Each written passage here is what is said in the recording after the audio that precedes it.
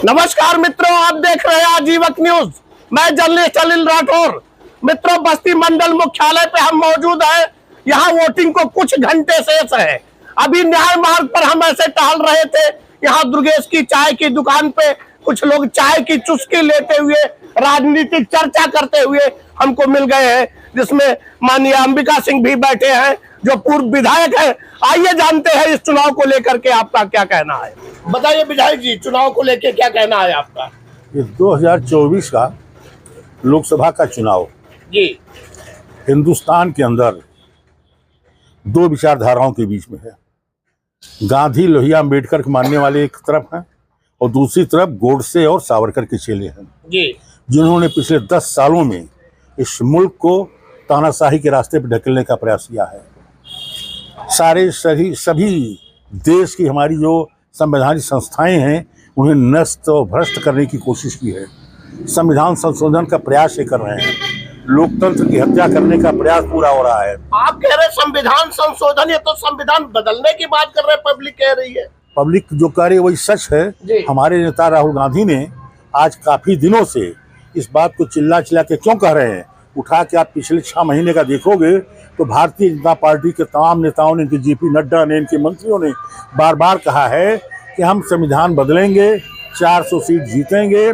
और इसके बाद शाह ने क्या कहा, आने वाले 2047 तक हम राज करेंगे। लोकतंत्र के अंदर कोई व्यक्ति 5 साल के लिए चुना जाता है, कोई सरकारियत कैसे कह सकती 20 साल आगे हम राज करेंगे।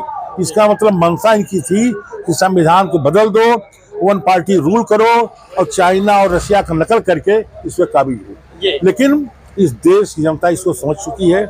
बड़ी कुर्बानियों के बाद इस मुल्क को लोकतंत्र मिला हुआ है, देश आज़ाद हुआ है। तो इस देश लोकतंत्र की रक्षा के लिए, संविधान को बचाने के लिए भाजपा नहीं, भाजपा जैसी जितनी भी पार्टियां होंगी उन्हें नेस्तनाबूद कर देंगे, क्योंकि शुद्ध रूप से ये हिटलर और मुसोलिनी के रास्ते पे चल रहे हैं और उस रास्ते पे चल करके इस मुल्क को बर्बाद करने की साजिश कर रहे थे। आज देश के अंदर हमारी जो समस्याएं हैं, चाहे बेरोजगारी की हो, चाहे महंगाई की हो, चाहे अग्निवीर की जो सेना की भर्ती का मामला चल रहा है, आज जीएसटी का मामला हो, नोटबंदी का मामला हो, ये इतना बड़ा क्राइम जिन्होंने किया है, ये बांड का जो है इनका, तो ये सारी चीजें जो हैं ये मुल्क के अंदर एक तरफा करके आज त्राहिमाम हो रहा है। और महंगाई तो इतना आसमान छू रही है कि आम जनता 2 टाइम चावल दाल सब्जी खाने की स्थिति में नहीं है। ये पहली सरकार निरंकुश है जिसने नमक पे जीएसटी लगाया, जिसने बच्चों कापी किताब पे जीएसटी लगाया, जिसने दवाओं पे जीएसटी लगा दिया, कपड़े पे नहीं कभी लगा था उसमें लगा दिया, मचाई होती है। और आज इस चुनाव में 2024 के चुनाव में ये चुनाव जनता लड़ रही है, सारी जनता। विधायक जी, भारतीय जनता पार्टी कहती है कि हम राम को लाए हैं, राम से ही हमारा काम पूर्वांचल में चल जाएगा, राम के बहाने पूरी पूर्वांचल की सारी सीटें हम जीत रहे हैं। आप क्या कहना है। भगवान राम सबके हैं और राम को पता चल गया है ये फ्रॉड है, सब झूठ बोलते हैं, और इसीलिए उसी राम की कृपा से ये जो पूर्वांचल का चुनाव आ रहा है, इसी पूर्वांचल की धरती से ये सफाई इनकी हो रही, नेस्तनाबूद हो रहे। एक भी सीट लखनऊ से लेकर बलिया के बीच में जीतने नहीं जा रहे हैं।